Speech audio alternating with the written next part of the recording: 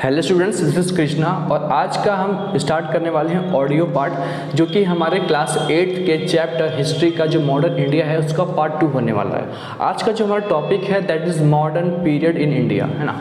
India में 18th century में Mughal emperor and हो गया, मतलब जो मुस्लिम्स का राज था वो ख़त्म हो गया एंड न्यू एरियाज बने, मतलब एमरजेंसी हुआ।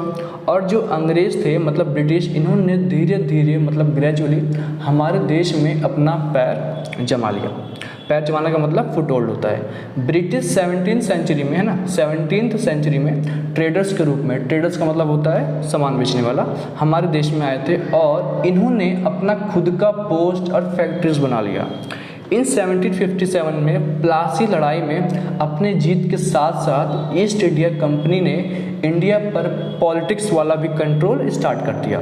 वह धीरे धीरे एक ट्रेडिंग कंपनी, मतलब बेचने वाली कंपनी, तो ये जो ट्रेडिंग कंपनी से पॉलिटिकल पावर में डेवलप होने लगे और इंडिया ब्रिटिश कॉलोनी बन गया। अब ये रॉ मटेरियल को सप्लाई करने वाली और ब्रिटिश के फिनिश गुड्स के लिए मार्केट बन गई। फिनिश गुड्स मतलब जो न्यू सामानों को ब्रिटेन बनाता था। जो लोकल इंडियन इंडस्ट्री थे वो बंद होने लगे, है ना। इंडिया को ब्रिटिश का ताज कहा जाता था और ये सबसे इम्पॉर्टेंट पार्ट था ब्रिटिश के एम्पायर का। ब्रिटिश ने इंडिया के डिफरेंट पार्ट्स को एक साथ किया। ब्रिटिश ने उन एरिया को अपने कंट्रोल में रखा जिन एरिया के लोग स्टार्टिंग में अंग्रेज़ों को एक्सेप्ट नहीं किया था। ब्रिटिश इंडिया का मतलब होता है भारत का वो एरिया जो ब्रिटिश के कंट्रोल में था, जैसे कि Bengal, Madras and Bombay presidency. Britain ने अपने फ़ायदे के लिए इंडिया के सामानों को लूटा।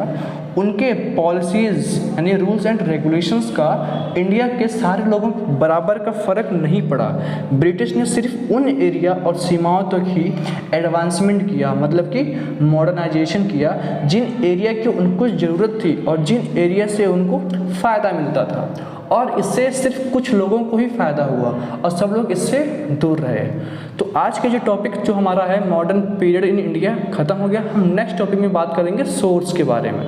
तो चलिए आपसे मिलते हैं एक दूसरे ऑडियो में, तब तक के लिए बाय।